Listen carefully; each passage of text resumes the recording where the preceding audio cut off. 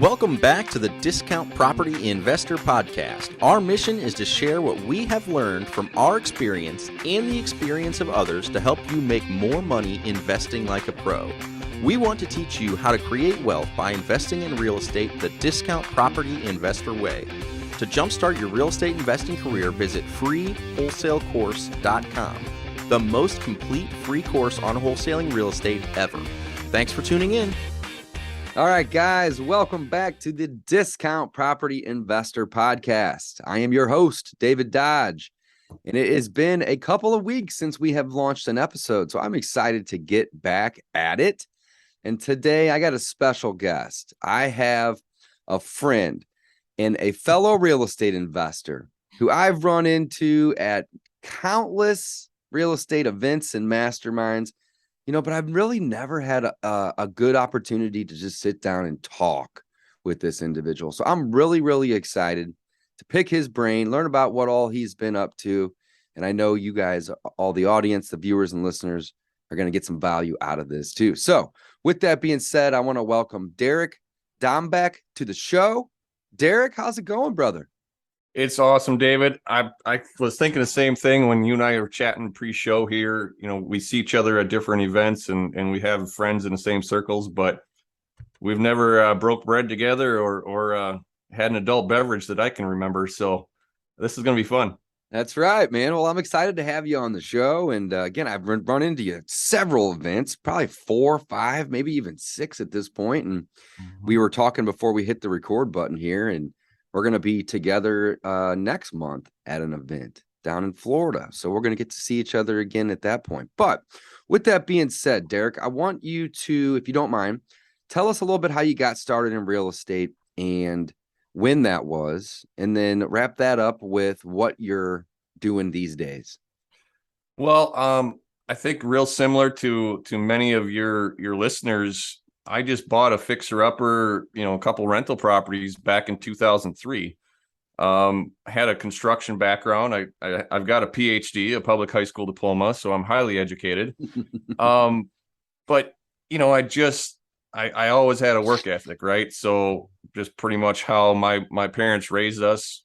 You never quit. You finish what you start, and you take the good with the bad.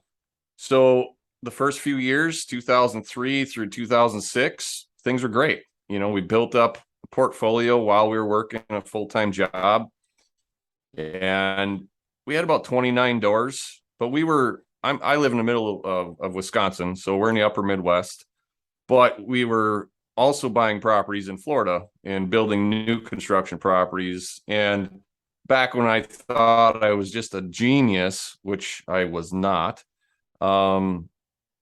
we were sucked into that allure of big dollars and big numbers, the appreciation play, and ultimately it kicked our ass. My wife Tracy and I in 2007, we damn near lost everything. But that was a point where that work ethic I mentioned earlier came into play. Like, we weren't going to quit. And I just had to figure out a way to do it different. So I learned how to talk to people. And I think that's the biggest mistake, David, that most people make, especially starting out, is, you can go and buy a bunch of courses. You can learn stuff on YouTube. But if people don't learn how to actually have conversations with other people, everything is a negotiation, from your dating life to getting your kids to go to bed on time to negotiating real estate deals and contractors and bankers, and the list goes on and on and on. Mm-hmm. Everything is a negotiation. And that doesn't mean that somebody has to win or somebody has to lose, but it's a conversation. Yep. So back in the day when things were going to hell, I went and sat down with my bankers, the ones that still had jobs. Some of them not so much, but we took responsibility for our actions. I was the one alongside my wife that signed all these agreements, these documents, these notes and mortgages. And it set me apart from everybody else that was just playing the blame game. Now, I'm not saying I wasn't wronged, but that didn't matter. I had to deal with it. So for about 4 or 5 years, it was we started flipping properties, robbing from Peter to pay Paul, try and keep, ahead of the debt collectors. Now, this wasn't in 03 when you started. This was probably No, this is 07 through 08, right? Okay. Yep, 07, 08 through about 2010. Okay. And the lessons learned, though, were a blessing. Now, it didn't feel like a blessing back then, but a lot of what I get to do today is because of all the crap I went through back then and the fact that we didn't quit. Yep.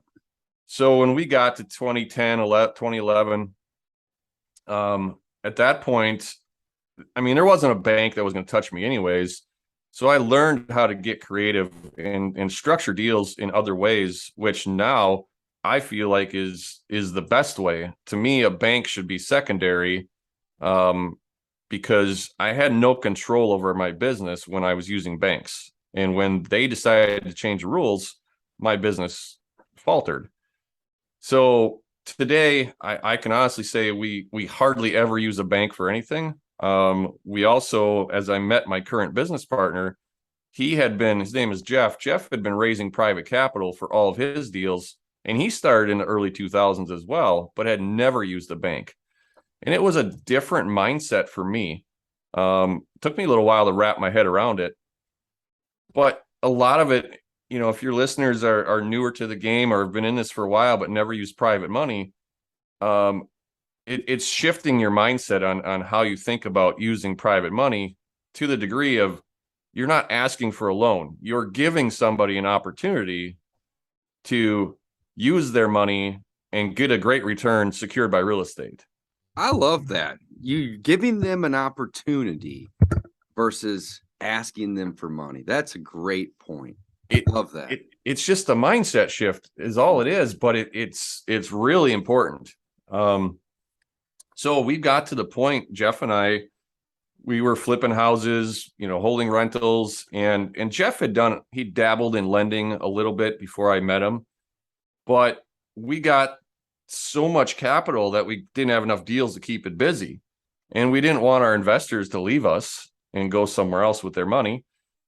But we had also built up a reputation across the state of Wisconsin. We're heavily involved in all of our real estate investor associations. And at this point, I'm speaking and starting to do some teaching and just really talking about all the crap I went through. And we ultimately started our lending company or ramped up our lending company because we had borrowers that couldn't find money, and we had investors that had money. We had the experience to vet the deals and make sure they were safe for everybody. So currently we're running a company called Best REI Funding that does, I don't know, around 20 loans a month on average and several $1 million going out the door. And again, I'm just a construction worker with a PhD, and we figured it out, So with Best REI Funding, are you guys arbitraging? Is that how that's working? It's 100% arbitrage, which is beautiful, though. And there's nothing wrong with that. I'm just trying to figure out, the model here. So you guys, let's recap for just a second, Derek. So you guys started in 03. Mm-hmm. And you struggled a little through 07 and 08, but you worked with your bankers and you did what most people weren't willing to do. You went in and you shook some hands, right? Let's be honest. Yep. But you talked to people and you were able to make it through that. And then once 2010, 2011 came around, you learned how to structure deals, and you've been doing a lot of that since, it sounds like. Yeah. But what you've learned is that you don't necessarily need banks, and you can use private money to structure these deals, or you can use seller finance or whatever it may be to structure these deals. And then one thing I really love that you said that I wrote down here, when it comes to private money, you're not asking somebody for a loan. Instead, you're giving them an opportunity to invest and make a healthy return, right? Love that. You have a company called Best REI Funding. You guys average 20 loans a month. That's incredible. Holy cow. That's one for every business day, essentially. Mm-hmm. And you guys are borrowing this money from private lenders, and then you're turning around and you're being a hard money lender, essentially, and you're arbitraging that money, and then you're lending it back out. And I would imagine that you're creating a triple win. You're creating a win for your private investors that are loaning the money to you and do you have a fund? Yeah. So we're not borrowing the money from them. We do have a fund. They invest. Okay. Yes. So Got they're essentially, it's a syndication. Okay. And then So they're investing into that.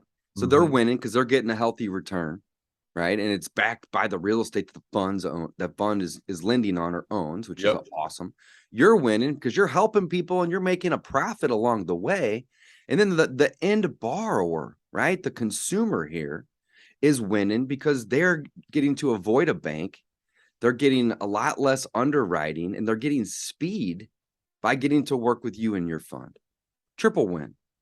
it's a triple win, David. And the plus side for us, and this is why we do consider ourselves to be the best, is we're still in the trenches. I mean, we're still buying and selling. I've got a closing this Friday. I've got a closing next week, Wednesday. We're buying and selling 2 to 3 properties a month. So when our borrower comes to us, we don't sell off our loans. We don't have any institutional money backing us whatsoever at this point. It's all private people that we can go and have conversations. So we've got one right now that I was just working on the valuation this morning before we jumped on. And it's a little bit different deal because this borrower wants to take a fourplex and turn it into a short-term rental, but for corporate. And she's got an awesome track record. Now there's 0 comps out there that can justify her numbers. Makes it difficult. But for us, because we're not dealing with institutions and we're not selling the loans off to any buyers, can we not go to our investors and say, hey, here's the track record, here's the whole underwriting package, what do you think? Do you want to take this risk with us or not? And it's something that makes us unique and makes us different. And we're there to solve people's, challenges and problems. And we can look at her and say, well, okay, this property doesn't stand alone on its own because of the risk category it's in, but let's cross collateralize with something else, or let's find a different solution. So I feel like we're the best in regards of working as partners, lending partners with our borrowers instead of just being a bank, some person sitting behind a big fancy oak desk with, kind of looking down their nose at you. That's not us. And I love people call me and let's structure deals. Let's figure out a way to actually, turn what's maybe not a good deal into a good deal.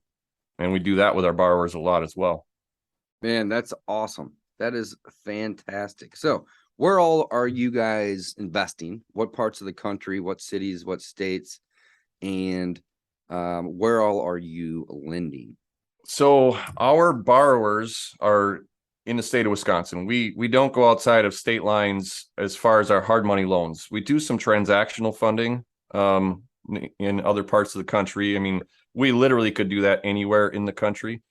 But we don't do a ton of it, but we're open to doing more of that. I have invested, I've bought properties in Texas, Florida, Ohio, Wisconsin, and I think those 4 states. But I don't really look outside of our boundaries very much anymore. Honestly, for me, I'm not, I don't know how to explain this to your public and make them understand quickly, but I don't want to buy a lot of real estate assets that I have to have my hands on. And I don't necessarily trust a lot of other managers just because of what I went through in 2007. Sure. Because back then, I had property managers and I had mortgage brokers and I had all the people in line. And when the markets crashed, all of them went bye-bye and I was left holding the bag. So I'm not saying I'll never invest in other areas, but I love paper. It's something I learned when Jeff and I became partners. He had told me or asked me this question. He said, how many hours does it take to manage 100 rental units? Because back when we started, that was the pitch, right? You got 100 units, you made $100 per door, $10,000 a month, and you were going to live the good life. Ironically, I still hear that same sales pitch today, damn near 20 years later, with the same numbers, which is, not 10,000 is not that much per month to live on. No, it's not. And $100 a property is much harder to get with interest rates at 6.5% versus, where they used to be at Right. 4.5% on commercial loans. Right. They're probably going to keep going up too. Right. So it's going to So change. the question that Jeff asked me was, how many hours would that take if you managed it yourself? And I said, well, that's a 40-hour a week job at least. And he said, well, how long do you think it takes to manage 100 loans? And I said, I have no idea. And the answer is about an hour a week. Wow, So that's from easy anywhere, peasy, man. Holy cow. anywhere, right? Yeah. So we can travel. My wife and I, the vision that we have for our family, our personal lives is to travel. You know, we were able to spend 6 weeks on the road this summer with our 3 kids, just traveling the country in our fifth wheel travel trailer, visiting friends and, you know, hanging out with other real estate acquaintances. And I'm not saying I couldn't do that if I had a whole lot of rental units, but I don't feel I could do it with as little amount of time that I am required to spend in my lending business. So it's just a different outlook on things. But the flip side of that is there's not a lot of tax deductions in the lending business. And you've got to have some kind of assets to offset, or you don't have to, but Uncle Sam is going to love you. You're gonna be paying a lot of taxes if you don't have some way to offset that. That is for sure. For sure. So it is definitely a whole lot easier to manage 100 loans than 100 properties or 100 rehabs or 100 tenants, right? Yeah. Or if you're doing the BRRRR method, the rehab, the leasing, and the refinance, right? I mean, love it. So when it comes to managing, 100 loans, let's back up just a second for, if you don't mind, Derek. How do we go about getting 100 people to want to work with us, right? So I have a fund as well. I haven't really started utilizing it yet, but I'm learning a lot just from talking to you. And, so if I was to go fill that fund up with, let's say $5 million, something like that, how are you advertising to the 100 individuals that you're working with day in and day out to come to you versus to try to go learn creative finance or to try to walk into their local bank or credit union or to go get a line of credit or a HELOC or something along those lines? Well, David, I'm gonna kind of pitch something right now, and I'm gonna give it away to your audience for free because I'm writing a book about this specific topic. Okay, and good it's lead in. It's 100% on the lending process, from not necessarily I'll talk about it with you, but not necessarily how to get, the applications to come in, but the underwriting process, once the application is in, through closing and then servicing after the fact. And I'm authoring it right now. It's going to be published about November, December. So if anybody wants the electronic version for free, just shoot me an email. Say, hey, I heard you on David Dodge's show. It's Derek, my first name, DEREK, at REIFunding.com. Just shoot me an email. I monitor my own email. My assistant monitors it. So just wanted to throw that out there for you, David, Sure. or your audience. Yeah, and, please. Thank you. Thank you. But to answer your question directly, it's the same way that you would market to try and get deals. It's the same, every channel that you use. It could be direct mail, social media, Google AdWords. For us, it was really heavily with the REIAs, because Jeff was running a REIA in Green Bay, Wisconsin. He helped me start one in central Wisconsin. And then once we became well known and respected, then other REIA heads would ask us to come and speak at their REIAs. And eventually we merged. There's now, out of the 8 major REIAs in the state, 6 of them are all under the same ownership, the same control now. Okay. And we are the title sponsor across the state for all the REIAs. Awesome. Which, yeah, that's beyond that. We don't do a lot of marketing for our loans. Got it. But just starting out, I mean, if you don't want to go to the REIAs, it's you certainly could do the same thing on social media, and you could do the same thing on like just going on biggerpockets.com, for example, and listing your name as a lender. It doesn't cost you anything. Or maybe you have to have a pro account, but regardless, that makes the phone ring. And once you are classified as a decent lender by the people in your local community, word spreads. Yeah, then they just start, everyone starts to help telling their friends and their acquaintances that they've done business with you and that they should go do business with you too. But then you can run into the other problem, David, which we had too, is it's a game of Tetris. Like those of us old enough to remember that game, it's a constant moving puzzle and you got to fit the blocks to fit. So you said let's just use the $5 million mark in your fund. If that was the number, great. But once you start getting to about 4.5 million and the phone is still ringing and you've got, 10 more people that want to borrow your money from you, but you don't have that much money. Now, do you turn them away or do you try and raise more money? Where it's a double-edged sword. Sure. Because you say, hey, I don't want to turn away good loans, because if I turn away good loans, then those people are going to go talk and they're going to say, David's full of shit. He wouldn't fund this loan and it was great. It was a perfect loan and he wouldn't fund it. Mm-hmm. So it can be, there can be some negative to it as well. Mm-hmm. I get that. And if you say, great, I got good loans coming in, I'm just going to go raise more money. Now that requires more staff, requires more of the back end. Who's going to service all these loans? Who's going to walk through and make sure that the construction is getting done, assuming that you're lending on rehabs? One of our biggest challenges is the draws. We control our own escrows for the construction draws, and we don't charge a whole lot of money for those draws. I can't tell you how often our staff gets F-bombed and yelled at that are doing the draws for our clients. And it's very frustrating. Yeah. The draws can definitely be inconvenient and frustrating, but it helps keep people from spending money on a project that's not the one they're borrowed against. It helps people from getting in trouble. It helps the lenders from, getting too over leveraged with a particular client. There's definitely pros.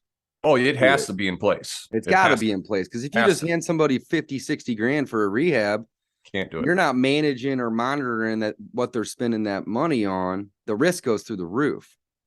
And you're harming your investors. And you're harming your investors at the same time. Absolutely. Yeah. Okay. Well, this is very interesting, man. I'm loving this.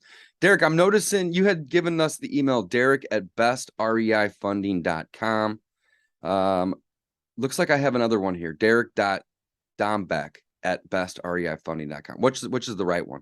They both work, but use the shorter version. It's a lot easier. Perfect. Just double checking. Yep. Okay. Awesome. And so you said you're servicing Wisconsin. Yeah. So we have investors that are, in our fund from all over the country, but we don't see a reason to go outside of our region at this point. There's still market share to be had.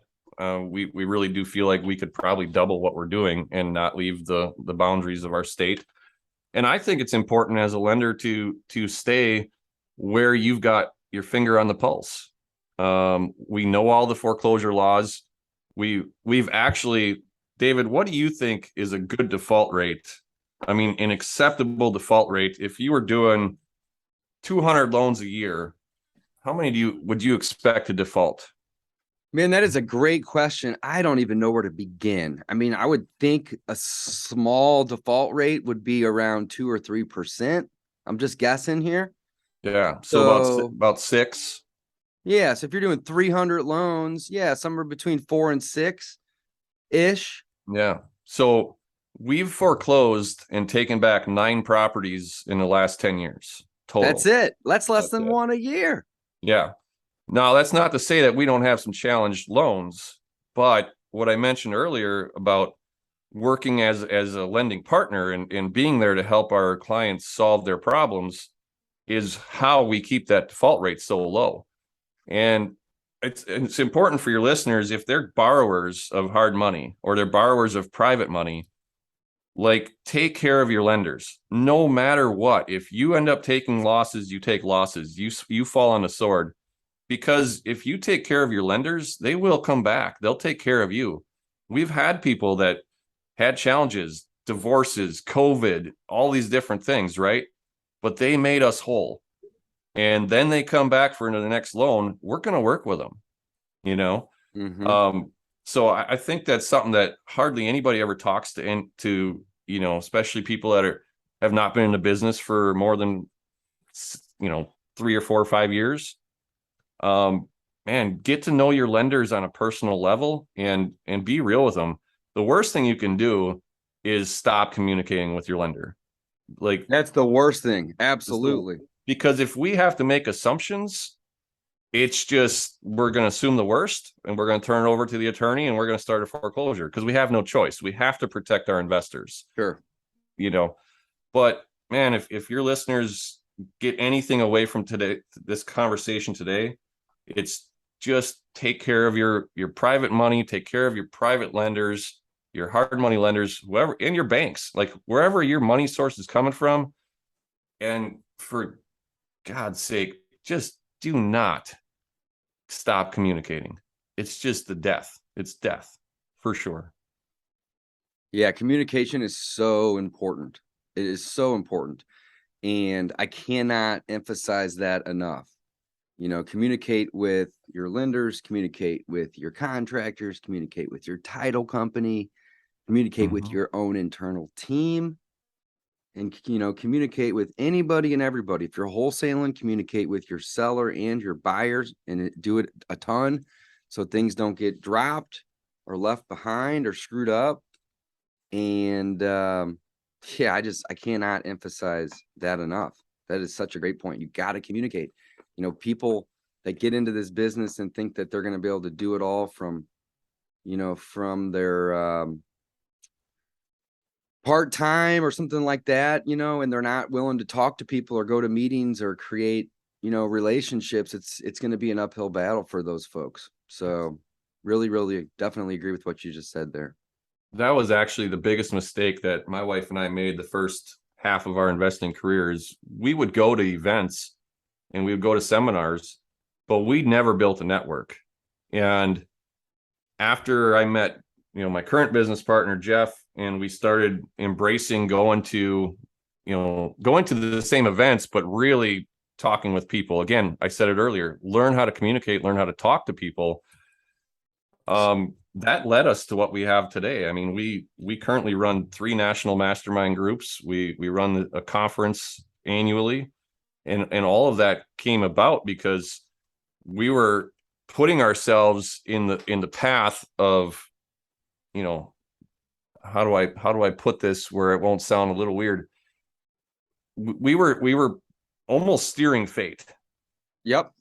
You know, because I never saw myself as being a speaker or a teacher back in, you know, pre 2012. Now it's my whole life. I mean, I love being on stage. I love teaching people and giving back, and I'm able to use the crap that we went through to help people, even when I'm sitting down with a seller of a property and they're going through foreclosure, they're going through bankruptcy or all these things. I can sit across that kitchen table from them and legit, they know I'm not lying to them when I'm trying to solve their problem, because I will flat out tell them I've been there. I know how you feel. And that's huge for us. So at the end of the day, I really feel like the only way you lose in life is when you quit trying. And we're all going to have ups and downs in our businesses and our personal lives. They intertwine. You just got to find a way to persevere and push through. The only way you lose in life is when you quit trying. I'm going to repeat that. That was Derek's words, not mine. And holy cow, does that ring true? Man, I love that. That might be my favorite thing you said so far. The only way you lose in life is when you quit trying. You know, Derek, one of the things that I've mentioned a lot on this podcast, a lot, I'm talking probably 100 plus times over the 300 plus episodes, is the key to success is so simple. I can break it down into 3 words: consistent, persistent action. That's it. Doesn't matter what business you're in. Mhm. You can't quit. You can't give up. You got to be consistent. You got to be talking to people persistently, and you got to be taking massive action. And you summed it up in that sentence right there. The only way you lose in life is when you quit trying, guys. So take Derek's advice. Don't stop. Don't quit. Keep going. Love it. Love it. Derek, you mentioned a book that's going to be coming out soon. If you don't mind, can you talk a little bit about this? What's the title and when's it coming out? Well, so the title is unknown at this point.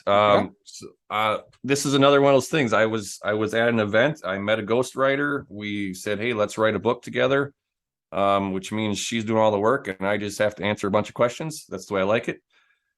So it is about lending, as I mentioned earlier, and even if you don't think you'll ever be a lender in your life, it's really great to read this to know what is your lender looking for. How can you help your lender get through the underwriting process? And, it'll just be that much easier. There's actually a second book that I'm going to send everybody as well, which is a collaboration book that I'm co-authoring. There's a gentleman by name of Kyle Wilson, who was Jim Rohn's business partner. If you've ever heard of Jim Rohn, pretty famous speaker and author. And so myself and about 25 other authors are doing a collaboration book, which will be out right around December 1st as well. So I'm going to send out that book to your listeners with your permission, yes, as well. Course. So everybody just, shoot me an email. And again, let me know you heard me on David's show. And then the last thing I'd love to mention, because I'm super proud of it, we now have a conference that we do every year. And the reason that we have it, I mentioned we're kind of putting ourselves in front of fate. I attended this conference, which was on a cruise ship for 8 years. I'm sorry, 7 of its 8 years, and became very close friends with the people that were running it. And when they decided that, because of their health and age and just life, they didn't want to run it anymore, they voluntold us that we should take it over, and we resisted that for several months. Also happened to be COVID year, so not ideal. But we've shifted it now, and it's called the Generations of Wealth, and we called it that because that former generation or previous generation that taught us so much handed it down to us. But there's another reason. We encourage you to bring your kids. We want you to bring your kids, especially 10 and older. We don't charge anything for the kids to be a part of the conference. They can sit in on as much or as little as they want. And it's not about the kids. It's an advanced strategies real estate conference for 5 days. We have about a dozen speakers, non-selling, nobody's pitching, nobody's, giving you, 5 minutes to run to the back of the room, any of that stuff. But our conference is from 9 until 1 each day. And then we're heavily pushing the networking. So from 1 o'clock until dinner time and through dinner, we want everybody getting to know each other. And then we have these town hall sessions in the evening, which are optional, but more interactive. But the kids, we had 18 kids at our last conference in February, and about a dozen of them sat through every advanced strategies lecture that there was. Not that they're going to pick up a whole lot of knowledge from these strategies, because they don't understand most of it, but they're seeing meeting other kids who have parents that are freaks like us and don't, yeah, I mean, like they don't get this at school. They don't get this anywhere else. So my soon to be 16-year-old daughter has a network of people, and my 11-year-old son have a network of people from about half a dozen different states, and they stay in touch with each other. They actually write physical letters to each other and mail them to each other. It's super weird.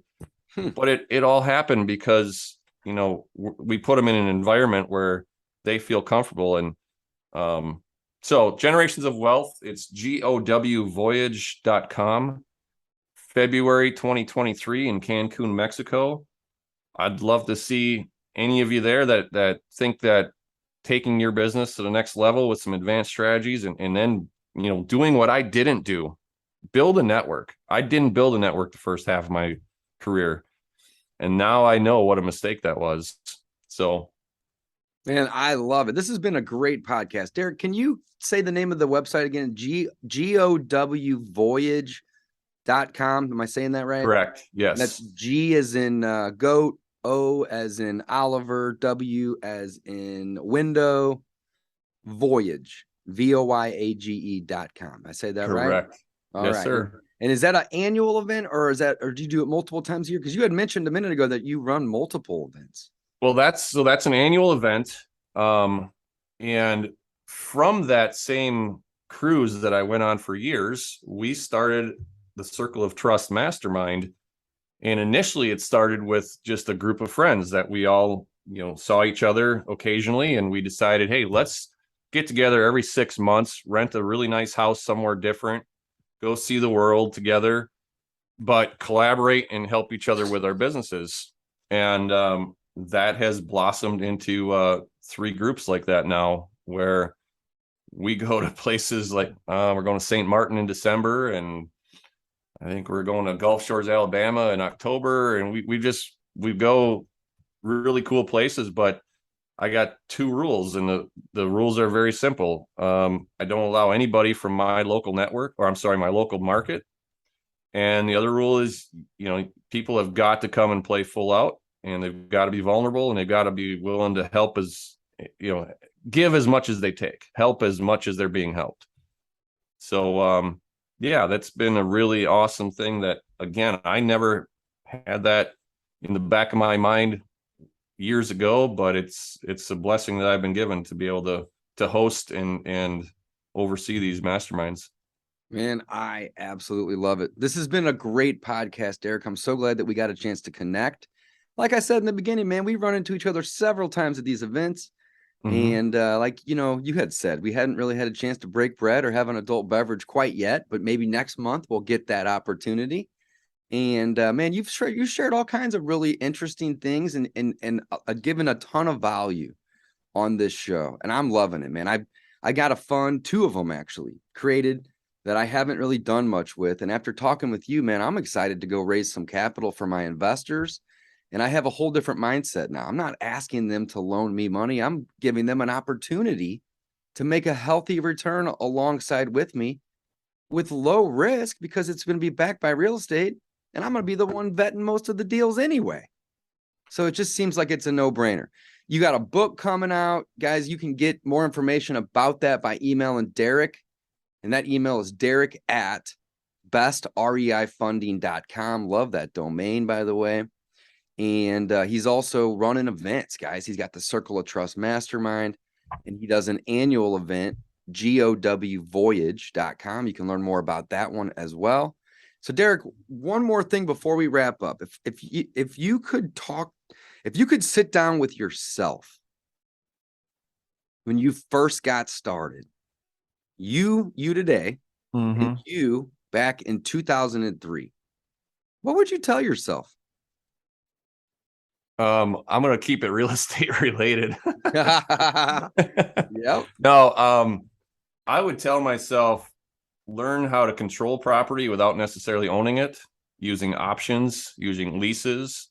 Go out and learn how to structure creative deals, and use the bank last 110%. And bank interest rates can lure you in because they're lower. But like David, I joke, or I laugh when people get a little upset because interest rates have gone up. And I said, well, what do I care if interest rates go up? I'm just going to go buy property subject to 30-year fixed financing at 2 to 4%. I don't care what the bank rates are. I only care if the bank rates are what they are, is if I'm using bank money or I'm selling to people using bank money. But I love it. I love it, man. And I agree 100%. All right, I got one more for you. This just actually came out of left field, but I heard this the other day and I thought it was so clever. So I'm going to use it. And this might actually be something that I do every episode moving forward. What is your favorite word? Kind of a tough one if you think about it. Again, I better keep it real estate related.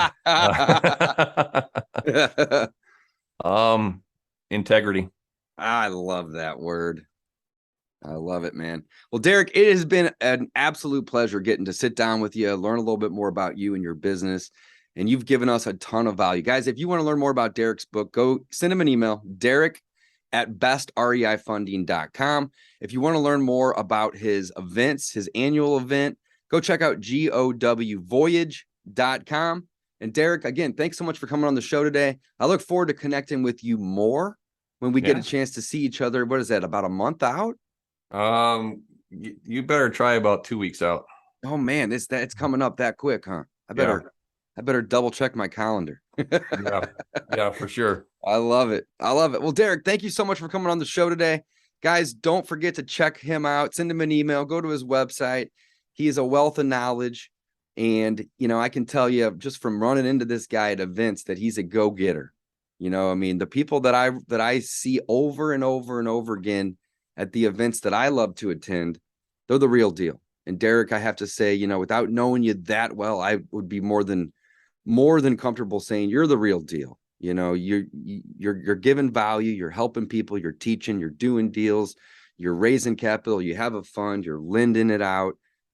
Just so many awesome things that you're doing. And I can't wait for that book to come out. Well, I appreciate it. Thank you so much for having me on, David. You got it, Derek. Well, we're going to connect soon in about 2 or 3 weeks from now at the next event. And guys, with that being said, you make your money when you buy, you get paid when you sell. Do not forget that. That is one of the most important rules of real estate investing. And one more quick pro tip for you guys. No matter what business you're in the marketing business before you're in any other business. If nobody knows what you are doing, what you are selling, what product or service you are providing, how do you expect these individuals to come be a customer? You need to market your business and you need to be screaming from the rooftops what you can do to help service other people in your space. Don't forget it. All right, guys, thanks for listening. And with that, we are going to be signing off. Thanks for listening to the Discount Property Investor Podcast. If you enjoyed this episode, please like, share, and subscribe to help us reach a wider audience. To jumpstart your real estate investing career, visit freewholesalecourse.com, the most complete free course on wholesaling real estate ever. We would also appreciate it if you left us a review on iTunes or Stitcher. Thank you in advance for your support. And remember, you make your money when you buy, you get paid when you sell. Now let's go build some wealth.